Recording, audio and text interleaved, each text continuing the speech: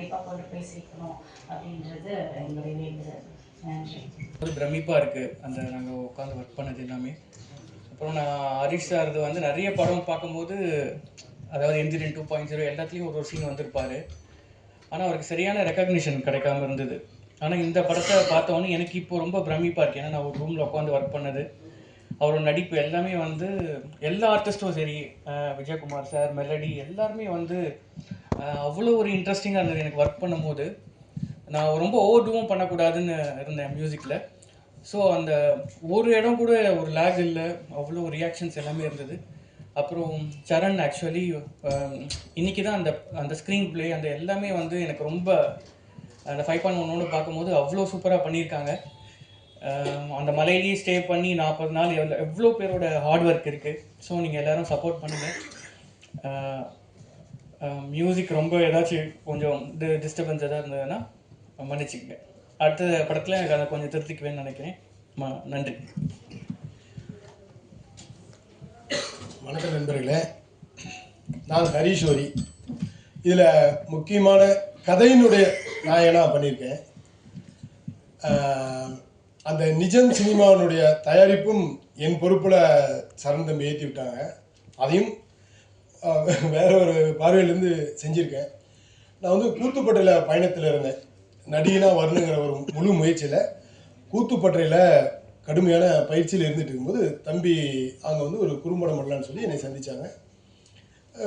பண்ணிவிட்டு நடிகர்கள் தேர்வு பண்ணாங்க. தேர்வு பண்ணினதில் அதனுடைய பழங்காடுங்கிற ஒரு குறும்படம், அதில் எனக்கு அந்த கதாபாத்திரம் சரியாக இருக்குன்னு என்னை தேர்ந்தெடுத்து போனாங்க.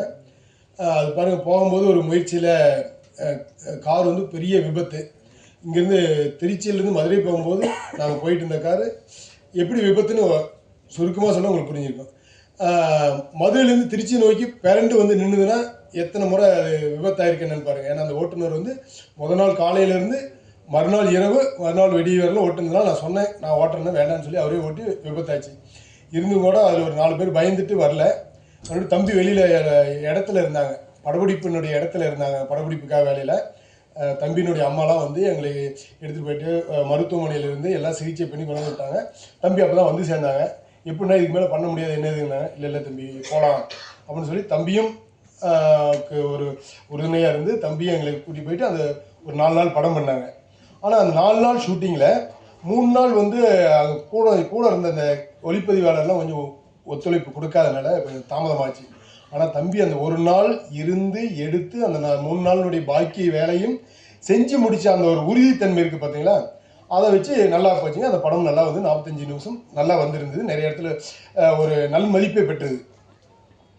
அந்த இதில் தான் நான் வந்து பயணிச்சுட்டு கூத்துப்பட்டையில் பயணிக்கும்போது ஒரு நண்பர்லாம் சொன்னாங்க, இப்படி எவ்வளோ நாள் பயணிச்சுட்டு இருப்பேன், நிறையா இவ்வளோ பயிற்சி பத்தாது அவங்களுக்கு, இன்னும் ஒரு அந்த கூத்துப்பட்டையில் லயிச்சு போய் அங்கேயே ஒவ்வொருத்தருக்கு இப்போ ஒரு மேக்கப் மேனா அவருக்கு நல்லா சிறப்பாக மேக்கப் போட்டது அவருக்கு திருப்தி, உடை அலங்காரம்னா அவருடைய வேலையை ஒருத்தர் யார் விரும்பி செய்கிறாங்களோ லைத்துருவாங்களோ அந்த மாதிரி நீ வாழ்க்கை போகிறோம் அவ்வளோ நாள் ஒரு வாழ்நாளில் 30 வருஷம் வந்து தலைமுறை அரை தலைமுறைக்கிட்ட நீ எங்கேயே பண்ணிருக்க வெளியில் வான்னு சொல்லும்போது யார் எப்படி பண்ணலாம் என்ன வெளியில் வந்து நாங்கள் பணங்கள்லாம் உதவி பண்ணுறோம் பண்ணலாங்கும்போது எனக்கு தோணுது தம்பியை அழைச்சோம். தம்பி இப்படி பண்ணலான்னு இருக்கோம், லைன் இருக்கா என்னென்ன மாதிரி கேட்டோம்.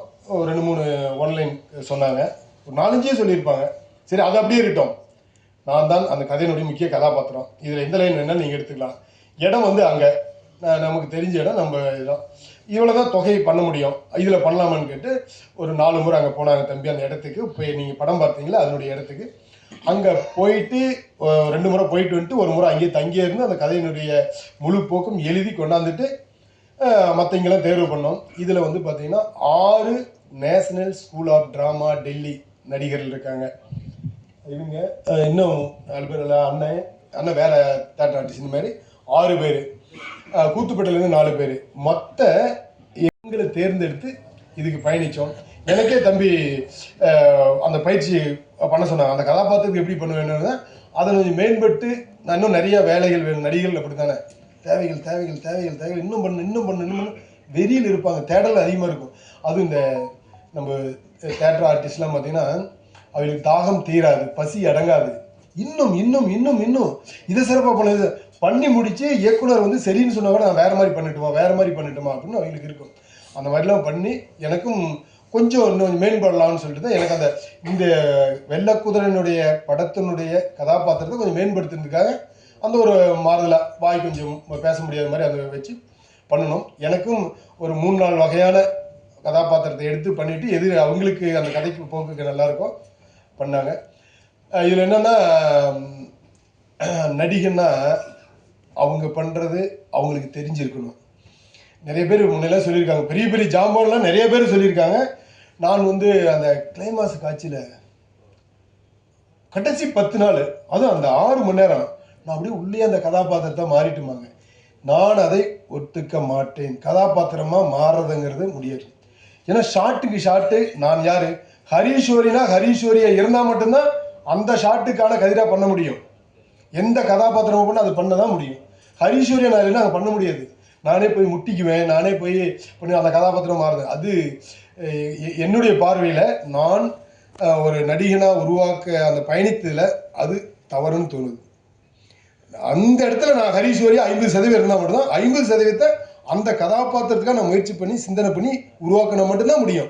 நான் அந்த கதாபாத்திரமாக 3 மணி நேரம் மாறினேன் அப்படிங்கிறதுல ஒரு ஷாட் முடிஞ்சு அடுத்த ஷாட்டுக்கு நான் இருந்தால் அடுத்த ஷாட் என்னங்கிறது எனக்கு தெரியும். மொத்தம் ஒரு 2 மணி நேரம் ஒரே ஷாட்டாக போகுது. தேட்டர் மாதிரி நாடகத்தில் மேலே பண்ணுற மாதிரி இல்லையே, ஒவ்வொரு ஷாட்டாக போயிட்டு தான் இருக்கு. அப்போ நானாக இருந்தால் தான் பண்ண முடியும் அந்த கதாபாத்திரத்தை.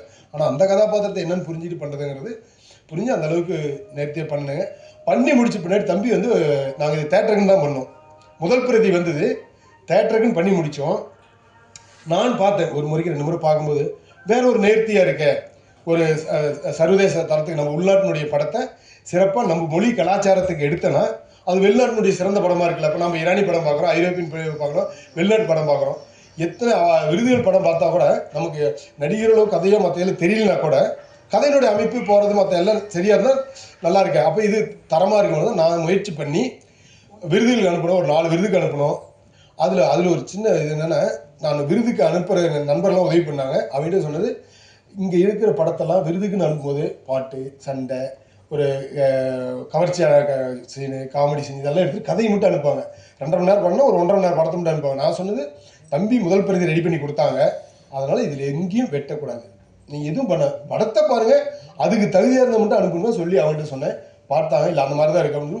ஒரு ஃப்ரேம், ஒரு சதுர பிக்சர் அது கூட ரிமூவ் பண்ணல. மொத்தம் முதல் பிரதி ரெடி பண்ணி கொடுத்தாங்க. அதையே அப்படியே விருதுக்கு அனுப்பணும்.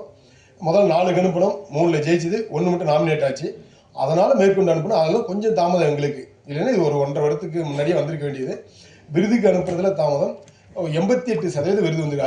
62 நாமினேட், 54 விருதுகள். அதில் சிறந்த நடிகருக்கான விருது எனக்கு ஒரு 26, சிறந்த படத்துக்கு, அபிக்கு, தம்பிக்கு எல்லாத்துக்கும் ஒரு 20, தொழில்நுட்ப கலைஞர்களுக்கு 8, அந்த மாதிரி சிறப்பான விருது வந்திருக்கு. அந்த விருதுல கூட அங்கே இருக்குது. அந்த மாதிரி சிறப்பாக வந்திருக்கு. நாங்கள் முயற்சி பண்ணியிருக்கோம். ஒரு முயற்சி எங்களுடைய முயற்சி. எங்களுடைய முயற்சி செயலாக்கம் செஞ்சு இன்னும் உங்களை மாதிரி இருக்கிற நபர்களுக்கு கொண்டு போய் சேர்த்த வேண்டியது என் நண்பர்களான மதிப்புக்குரிய நீங்கள் தான். அதை நாங்கள் நடந்து போயதை எங்ககிட்ட அப்பயும் 4-5 கழுதைகள், 12 கழுதை வந்தது, 2 முழுகாமல் இருந்தது. அவன் முழுகாமல் இருக்கிற கழுதையை கூட அவன் பயன்படுத்துகிறேன்னு சொன்னான். நாங்கள் வேண்டாம், அதை ஒதுக்கி வச்சுருங்க அப்படின்னு அந்த கழுதை பயன்படுத்தணும். 15 பேர் ஊர் ஆளுங்களாம் இருந்துகிட்டே இருப்பாங்க. அவங்களாம் இது எல்லாமே நிறைய டோலி கட்டி தூக்கிட்டு போனோம். அங்கேயே தான் தங்கியிருந்தோம். 48 நாள் இருந்தோம். அங்கேயே வீட்டில் தங்கியிருந்து டென்ட்லாம் போட்டு அங்கேயே தங்கியிருந்தோம். தேவையான உணவுப் பொருள்லாம் தினமும் ஆட்கள் காலையிலும் சாயந்தரம் வருவாங்க. நாங்கள் போனவெல்லாம் ஒரே ஒரு இடத்துல தான் செல் எடுக்கும், டவரு. அங்கே மட்டும் எல்லாம் போய் பேசிட்டு வருவோம். இந்த மாதிரி ஒரு கலையில் பயணிக்கணும் எல்லாம் ஆர்வம் கொண்ட நபர்கள் தான் சேர்ந்து இந்த படத்தை உருவாக்கியிருக்கோம். இதை கொஞ்சம், ஏன்னா வாரம் பார்த்தீங்கன்னா 8 படம் 10 படம் இந்த மாதிரிலாம் வருது. இந்த வாரம் எவ்வளோ படம் வருதுன்னு எனக்குன்னு கணக்கு தெரியாமல் இருக்குது. அதில் இந்த படம் பரவாயில்லப்பா, நல்லா இருக்குது, நல்லா பண்ணியிருக்காங்க அப்படின்னு. ஏன்னா இதில் அந்த தயாரிப்பாளராக இருக்கார் பார்த்தீங்களா, அவரு இந்த நடிகராக வரத்துக்கு ஒரு உதவிக்கு தான் அதில் பண்ணியிருக்காரு. அவருக்கு ஒரு குறிப்பிட்ட கொஞ்சோண்டு தொகர்ந்தால் தான் அடுத்து இந்த நடிகருக்கு அந்த தயாரிப்பாளர் கொஞ்சம் உதவி பண்ணி அடுத்த படத்துக்கு ஏதோ திட்டம் போடுவாங்க. அதுக்கு நீங்கள் கொஞ்சம் உதவி பண்ணினா எனக்கு ரொம்ப நல்லாயிருக்கும். நன்றி. நான் சொல்லாத கருத்துக்கள் உங்களுக்கு தோணி இருந்தது படத்தை பார்த்துட்டு இல்லைன்னா இது அவங்களாம் பேசின பிறகு நீங்கள் எங்களை கேட்கலாம். கேள்வி கணக்குகளை எங்கள் மேலே தொடுக்கலாம். நாங்கள் தடுத்துட்டு வாங்கிட்டு உங்கள்கிட்ட அனுப்புவோம் பதிலை. எங்களுக்கெல்லாம் ரொம்ப ஹெல்ப்ஃபுல்லாக இருக்கும். இதை விட பெட்டராக பண்ணிகிட்டே இருக்கணும்னு எனக்கு ரொம்ப ரொம்ப ஆசை. ஸோ ப்ளீஸ் சப்போர்ட் பண்ணுங்கள். Thank you so much. ஒரு படத்தை வாழ்த்த வந்த உங்கள் அனைத்து நல் உள்ளத்துக்கும் நன்றி. ரொம்ப என்னென்னா எனக்கு ஒரே ஒரு விஷயம் தான் சொல்லணும்னு தோணுது. இந்த கிராமத்தில் வந்து ரொம்ப சீரியஸ் கண்டிஷனில் ஒரு பேஷண்ட் இருப்பாங்க. அவங்கள கொண்டு போகும்போது பயங்கர பதட்டமாக அப்படி இப்படின்னு கொண்டு போயிட்டு ஒரு டாக்டர்கிட்ட கொடுத்துட்டு வெளில ஒரு ஜாலியாக டீ குடிச்சிட்டு இருப்பாங்க. ஏன்னா அந்த டாக்டரை பார்த்துப்பார். அந்த மாதிரி நாங்கள் உங்கள்கிட்ட சேர்த்துட்டோம். உங்களை எல்லாரும் பிடிக்குது நாங்கள் நம்புகிறோம். நீங்கள் டாக்டர் மாதிரி இந்த வெள்ளை குதிரையை உயிர் கொடுத்து காப்பாற்றுங்க. நன்றி. ஹாய், நான் ராம்தேவ், இந்த படத்தோட சினிமாட்டோகிராஃபர். முதல்ல வந்திருக்கிற எல்லோருக்கும் வணக்கம். சரண் இந்த கதையை சொல்லி இந்த இடத்துக்கு போய் ஒரு 40 நாள் அங்கே தங்கியிருந்தோம். அது ஒரு ட்ரைப் சொல்லிச்சு தான். நம்மளோட அந்த நெசசிட்டி எதுவுமே அங்கே கிடைக்காது. பட் ரொம்ப நல்ல ஒரு அமைதியான ஒரு 40 நாட்கள் அங்கே தங்கியிருந்தோம். ஒரு இயல்பான ஒரு கதையை எடுத்துகிட்டு போயிருந்தோம். ஒவ்வொரு ஃப்ரேமாக கலெக்ட் பண்ணோம். இப்போ அது மொத்தமாக படமாக பார்க்கும்போது எனக்கு அவ்வளோ சூப்பராக இருந்தது. பட் உங்களுக்கும் அதெல்லாம் ரொம்ப பிடிக்கும்னு நான் நம்புகிறேன். தேங்க்யூ. அனைவருக்கும் வணக்கம். பத்திரிகை ஊடகத்துறை நண்பர்களுக்கு, தோழர்களுக்கு முதற்கண் வணக்கம் தெரிவிச்சுக்கிறேன். என்னுடைய பேர் உதிரி விஜயகுமார்.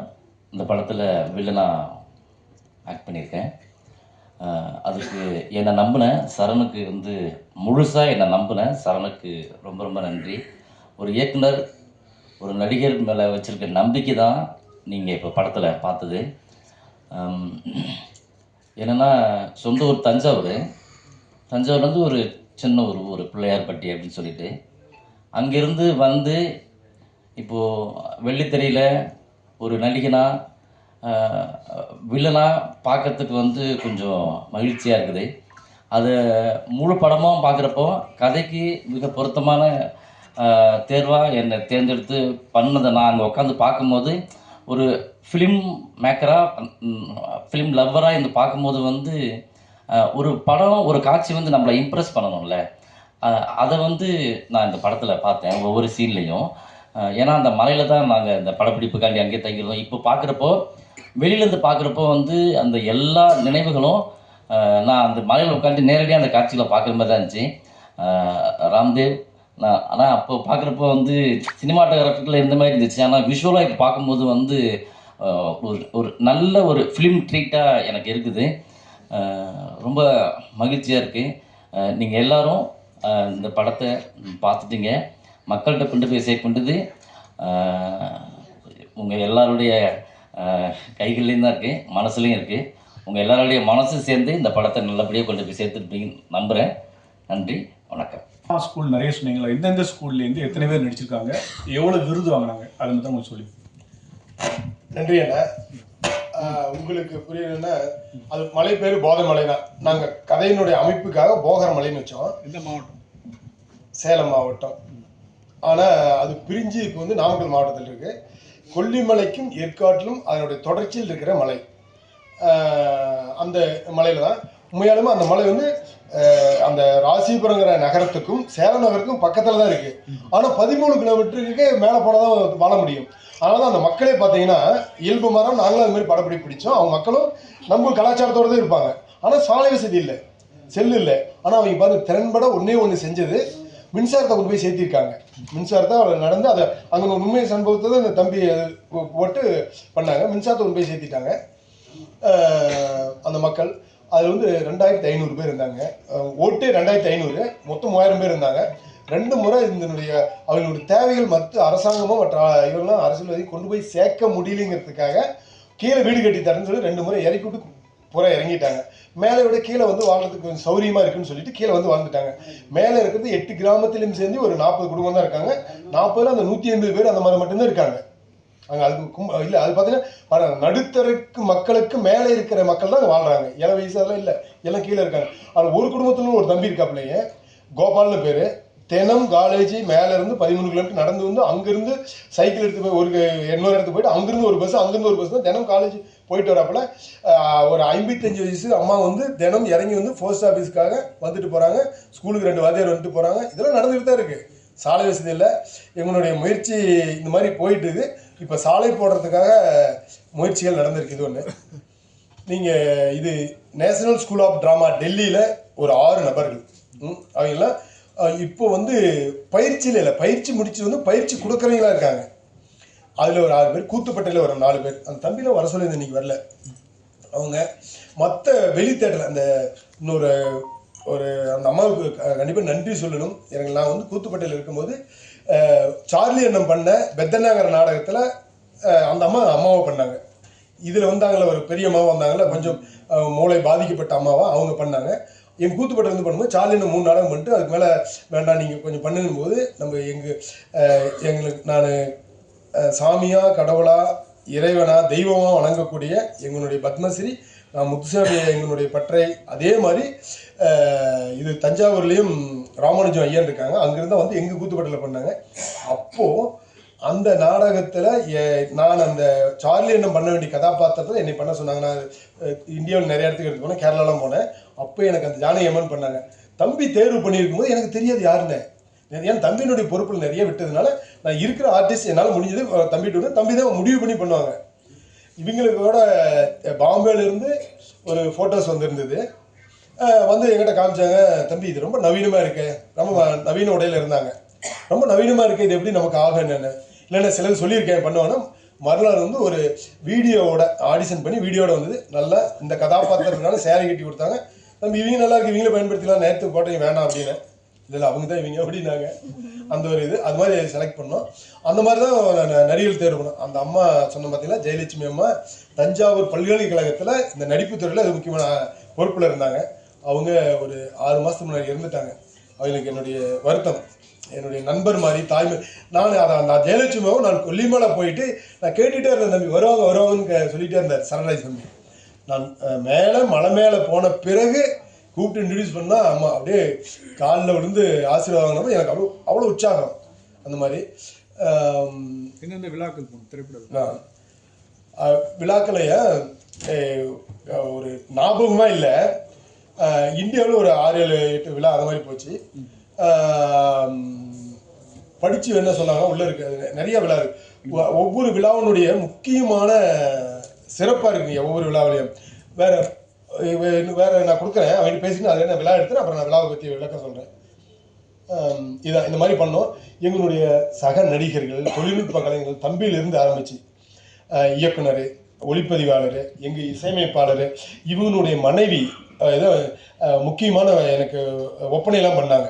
அந்த அடிபட்டது போனது அவங்க இவங்க எங்களுடைய சகோதரி மாதிரி எங்கள் பட்டையில் உருண்டு பிறண்டு அடித்து விளையாண்ட நடிகர்கள். விஜயகுமாரெல்லாம் அங்கே தான் சந்திச்சுங்க மேலே. இங்கே வந்து ஆடிஷன் பண்ணிட்டு போனால் என்னை விஷ் பண்ணிட்டு போனால். அந்த மாதிரி இன்னும் இது மாதிரி அந்த படத்தில் நடிச்சிங்கன்னா நிறைய பேர் எல்லாம் பண்ணியிருக்கோம். இந்த மாதிரி எங்கள் தொழில்நுட்பங்கள் ஒவ்வொருத்தராக யார் விட்டுருந்தாலும் என்னை கோவிக்க மாட்டாங்க. நான் அந்த மாதிரி அவங்ககிட்ட நான் பழகவில்லை தவறா. நன்றி சொல்லாமல் இருந்தால் கூட சரிங்க தான். உங்களுக்கு நன்றி. அடுத்தது யாருன்னு கேளுங்க, நான் அதை மட்டும் அந்த விருதினுடைய விளக்கத்தை நான் எடுத்துறேன். நன்றி சார். அவைலபிள் லைட்ல எல்லாம் எடுத்தீங்களா இல்லை லைட்டிங் நல்லா இருந்தது? அதை பற்றி தான் கடையில் வேணா தொடுங்கண்ணே. லைட்ஸ்லாம் பெருசாக சிம்பிளான லைட்ஸ் தான் அவைலபிள். அந்த இடமே வந்து ஃப்ரேமிங்காகவே சூப்பராக இருக்குது. ஸோ அதனால் லைட்டிங்ன்றது அவ்வளோ இம்பார்ட்டண்டாக படல. சார் இயக்குனர் சார்